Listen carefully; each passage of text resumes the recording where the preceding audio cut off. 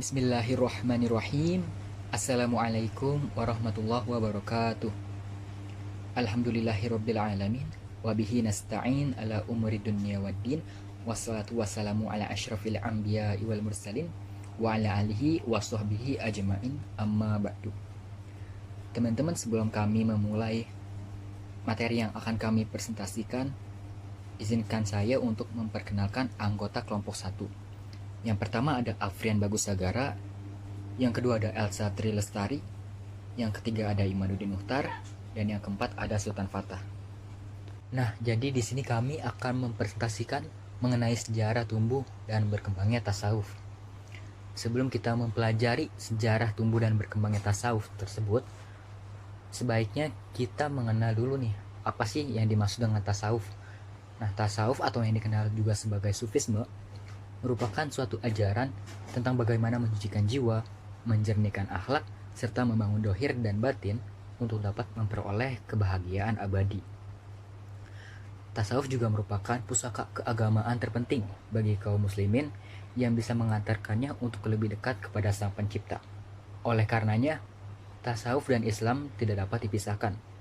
Asal mula tasawuf dalam Islam.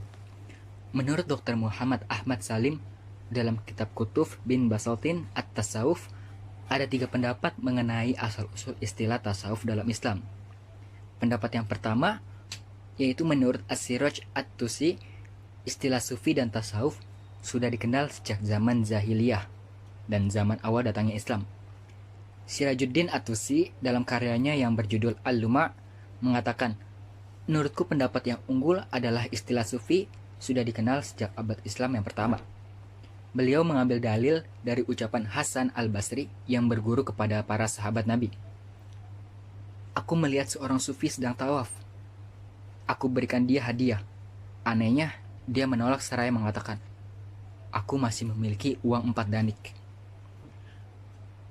Menurut As-Siraj At-Tusi, awal mulanya istilah sufi disematkan kepada orang-orang yang memiliki kemuliaan serta suka berbuat baik kepada sesama. Pendapat As-Siraj At-Tusi juga didukung oleh Sufyan Ats-Tsauri yang sependapat dengannya. Pendapat yang kedua datang dari Abu Qasim Al-Qushairi, Ibnu Khaldun, dan As-Sahrawardi. Istilah sufi dan tasawuf baru dikenal pada akhir abad kedua Hijriah.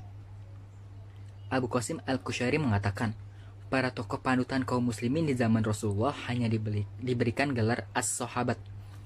Tidak ada gelar yang lebih tinggi dari gelar ini, karena gelar as-sahabat bermakna para pendamping dakwah Nabi Muhammad SAW. Kemudian para panutan Islam pada generasi setelahnya diberikan gelar at-tabi'in. Umat Islam kala itu memandang gelar at-tabi'in, yaitu sebagai gelar yang sangat agung. Disusul kemudian pada generasi selanjutnya muncullah gelar tabi'ut tabi'in. Kemudian pada era selanjutnya, gelar yang disematkan lebih bermacam-macam, seperti Az-Zahid, yaitu sang ahli zuhud, dan gelar Al-Ubbad, yaitu sang ahli ibadah. Bahkan banyak kalangan sekte sesat dalam Islam yang juga menjuluki pemimpin mereka dengan gelar Az-Zahid.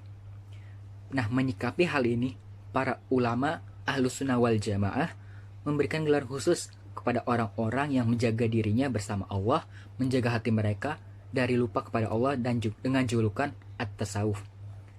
Dan julukan ini baru populer di kalangan pembesar Ahlussunnah wal Jamaah pada akhir kedua abad ke-Hijriah. Pendapat yang ketiga menyebutkan, menurut sebagian kalangan ulama, istilah tasawuf baru dikenal setelah abad ketiga Hijriah. Akan tetapi, pendapat ini sangat lemah bila dibandingkan dengan argumentasi 2 pendapat sebelumnya. Karena pendapat ini diutarakan oleh kalangan yang tidak terlalu menyukai ajaran tasawuf seperti Ibnu Taimiyah. Menurut sejarah, ada 5 pendapat paling masyhur mengenai asal kata sufi dan tasawuf. Yang pertama, kata sufi dan tasawuf berasal dari kata suf yang bermakna pakaian dari bulu domba. Para pengikut jalan sufi awalnya dikenal dengan pakaian mereka yang terbuat dari domba. Pakaian bulu domba ini menunjukkan gaya hidup para sufi yang sangat sederhana dan bersahaja. Pendapat yang kedua adalah kata sufi dan tasawuf berasal dari kata penisbatan gelar Ahlus Suffah. Hal ini dikarenakan Para sufi awalnya dikenal sebagai golongan orang-orang yang memilih hidup sederhana dan fokus beribadah kepada Allah Subhanahu wa taala. Pendapat yang ketiga adalah kata sufi dan tasawuf berasal dari kata as-sofa yang bermakna bersih. Ungkapan ini konon berdasarkan ucapan Bishr bin Harith. Seorang sufi adalah dia yang hatinya bersih karena Allah. Sebagian ulama sufi juga mengatakan, seorang sufi adalah ia yang bersih perangainya karena Allah hingga menjadi terpujilah martabat mereka. Pendapat yang keempat mengatakan bahwa sufi dan tasawuf berasal dari penisbatan kepada seorang tokoh yang bernama Al-Gauth bin Mur yang dijuluki Suffah. Konon, Al-Gauth bin Mur yang hidup sebelum masa Islam adalah seorang yang ahli beribadah kepada Allah dan selalu melayani kebutuhan para peziarah di Masjidil Haram. Pendapat yang kelima mengatakan bahwasanya kata sufi dan tasawuf berasal dari bahasa Yunani, yaitu Sophia, yang bermakna kebijaksanaan. Konon, kata sufi dan tasawuf memiliki makna yang sama dengan akar kata filosof, yang bermakna para pecinta kebijaksanaan. Pendapat ini diutarakan oleh Al-Biruni. Ia mengatakan ada sebagian dari kalangan Yunani yang meyakini adanya wujud hakiki hanya untuk Tuhan, sedangkan selain Tuhan yang membutuhkan kepada proses penciptaan adalah tidak nyata. Dan ini adalah pendapat kaum Sophia yang dikenal sebagai kalangan yang bijaksana. Berikutnya, masa perkembangan tasawuf. A. Abad pertama dan kedua Hijriyah. Yang pertama, masa Rasulullah. Sebelum diangkat sebagai Rasul, beliau sering melakukan khalwat di Gua Hiro untuk mendapat petunjuk dari Allah. Selama melakukan khalwat, beliau hanya membawa beberapa potong roti kering dengan air minum serta buah-buahan, di mana makanan tersebut dinilai sangat sederhana bagi seorang sufi. Kemudian, setelah beliau diangkat sebagai Rasul dan telah menjabat sebagai pemimpin atau kepala negara di Madinah, kehidupan beliau juga nampak sederhana sekali. Di dalam rumah, tidak ada perabot rumah tangga yang mewah, makanan yang enak, dan jarang terdapat alat-alat rumah tangga. Begitulah kehidupan sufisme dari seorang Rasulullah. Meski beliau adalah pemimpin umat Islam, kehidupan beliau penuh dengan kesederhanaan. Hidup beliau digunakan untuk berkhidmat, berbakti kepada Allah, dan menyampaikan agama Islam kepada seluruh umat manusia. Beliau bahkan tidak menghiraukan kepentingan diri sendiri ataupun keluarganya. Namun, seluruh hidupnya digunakan untuk umatnya. Yang kedua, masa para sahabat. Abu Bakar As-Siddiq adalah seorang saudagar kaya raya yang tinggal di Mekah. Namun, beliau rela meninggalkan semua harta bendanya demi mengikuti dakwah Rasulullah. Dalam sebuah riwayat, disebutkan pada saat Rasulullah masih hidup dan saat itu akan menghadapi perang Tabuk, beliau bertanya kepada para sahabat, siapakah yang bersedia memberikan harta bendanya di jalan Allah? Abu Bakar menjawab bahwa dirinya akan menyerahkan seluruh harta kekayaannya. Kemudian, setelah Rasulullah bertanya kepada Abu Bakar terkait sesuatu yang akan ditinggalkan untuk dirinya dan keluarga, Abu Bakar menjawab bahwa cukup baginya meninggalkan Allah dan Rasul-Nya. Umar bin Khattab radhiyallahu anhu adalah sahabat Nabi yang memiliki jiwa yang murni dan akhlak yang tinggi. Ada riwayat yang mengisahkan kehidupan sufisme Umar, yakni ketika Umar naik ke atas mimbar untuk menyampaikan pidato, pakaian yang beliau gunakan bertambal-tambal. Lalu Utsman bin Affan radhiyallahu anhu. Beliau adalah sosok yang diberi oleh Allah kelapangan rezeki. Meski begitu, ia tidak terlalu terpengaruh dengan kekayaannya. Beliau selalu memegang Al-Quran di tangannya dan menjelang malam hari, beliau hanya belajar Al-Quran sampai jauh malam. Bahkan ketika dibunuh oleh para pemberontak, beliau dalam keadaan membaca Al-Quran. Lalu, Ali bin Abi Thalib radhiyallahu an. Sifat kesederhanaannya tidak kalah dengan para sahabat yang lain. Ketika menjabat sebagai khalifah, pakaian yang ia pakai banyak yang sobek. Dan ketika sobek, beliau sendirilah yang menjahitnya. Suatu ketika, beliau ditanya oleh seseorang, mengapa sampai seperti itu pakaiannya. Beliau hanya menjawab, untuk menghuyukkan hati dan untuk menjadi teladan bagi orang-orang yang beriman. Yang ketiga, masa para tabi'in. A. Hasan al-Basri. Hasan al-Basri lahir di Madinah pada tahun 21 Hijriah atau 632 Masehi dan meninggal dunia pada tahun 110 Hijriah.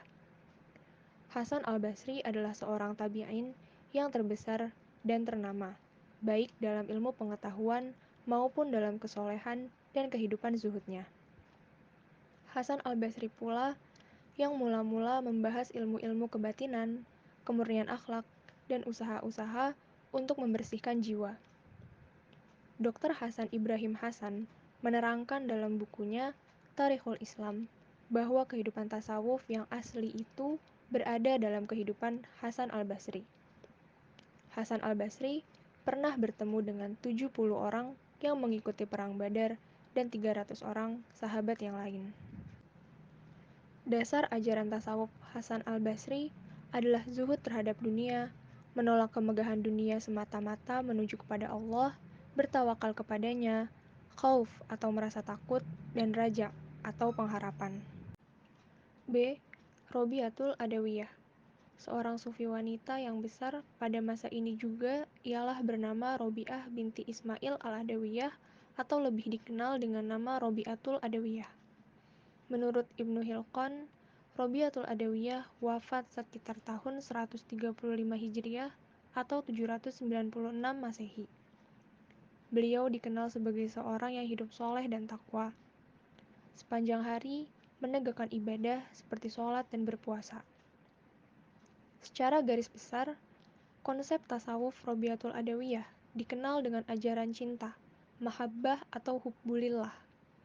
Tingkatan zuhud yang tadinya dirintis oleh Hasan al-Basri, yakni zuhud karena takut kepada kemurkaan Allah dan mengharap kepada ampunan Allah, ditingkatkan oleh Robiatul Adawiyah kepada zuhud karena cinta. Cinta yang telah suci murni itu lebih tinggi daripada takut dan harap, karena cinta yang suci murni tidak mengharapkan apa-apa. Selanjutnya, Sufyan ats-Tsauri. Beliau lahir pada tahun 97 Hijriah atau 602 Masehi dan wafat di Basrah pada tahun 121 Hijriah atau 732 Masehi. Beliau merupakan seorang ulama hadis yang terkenal dan seorang tabi'in yang terkenal zahid dan tak tertandingi. Dalam hal meriwayatkan hadis, beliau dijuluki sebagai Amirul Mukminin dalam hal hadis. Sifat beliau yang sangat kuat ialah tidak mau mendekati raja-raja. Beliau hidup pada zaman Khalifah Al-Mansur. Setelah menerima ilmu dari gurunya, yakni Hasan al-Basri, beliau mengembara dari sebuah kota ke kota lain untuk menerangkan intisari agama kepada murid-muridnya. Beliau juga pernah mengungkapkan perihal kesufiannya bahwa jangan kau rusak agamamu dengan kemewahan dan kemegahan yang berlimpah ruah, karena hal itu akan menyebabkan umat Islam tenggelam dalam keduniawian dan tidak dapat lagi dibedakan mana yang halal dan mana yang haram. B. Abad ketiga Hijriah. Sejak abad ketiga Hijriah, para sufi memulai menaruh perhatian terhadap hal-hal yang berkaitan dengan jiwa dan tingkah laku. Tokoh-tokoh pada abad ini ialah Abdul Faid Zinnun al-Misri, Abu Yazid al-Bustami, Yahya bin Mu'az. C. Abad keempat Hijriah. Pada abad ini, pula mulai dijelaskan perbedaan ilmu zahir dan ilmu batin yang dapat dibagi oleh ahli tasawuf menjadi 4 macam, yaitu syariah, thariqah, haqiqah, dan ma'rifah. Tokoh-tokoh sufi pada masa ini diantaranya Al-Saqoti, Abu Hamid bin Muhammad al-Rubazi, dan Abu Muhammad al-Murtasi. Namun, Yang paling terkenal adalah Husain bin Mansur al-Hallaj.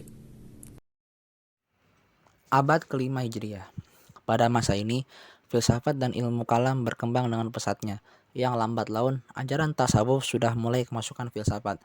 Dr. Ibrahim Hasan dalam bukunya Tarikhul Islam menerangkan bahwa tasawuf Islam berkembang dengan pesatnya di kalangan kaum muslimin, khususnya di kalangan orang Persia yang masuk Islam. Dalam perkembangan yang terakhir, tasawuf Islam telah bersatu dengan ajaran filsafat, sehingga menjadi satu model yang dinamakan filsafat tasawuf. Filsafat tasawuf merupakan perpaduan antara ajaran-ajaran Neoplatonisme dan di pihak lain dengan ajaran Persia dan India. Ada beberapa tokoh sufi besar pada masa ini, antara lain Abu Hamid Al-Ghazali, Syekh Ahmad Al-Rifai, Syekh Abdul Qadir Al-Jailani, Syekh Abu Hasan Al-Zajili, Abu Al-Abbas Al-Mursi, dan Ibnu Athaillah Al-Sakandari. Namun, ulasan tentang tasawuf pada masa kelima Hijriah ini lebih menitik beratkan pada konsep tasawuf Al-Ghazali, sebab Al-Ghazali adalah seorang sufi yang terkenal dan terbesar pada masa itu, dan memiliki konsep tasawuf yang paling jelas dan mencerminkan kondisi pada saat itu. Abad ke-6 dan ke-7 Hijriah. Pada abad ke-6 dan ke-7 Hijriah ini muncul dua hal penting. Yang pertama yaitu kebangkitan kembali tasawuf semi falsafi.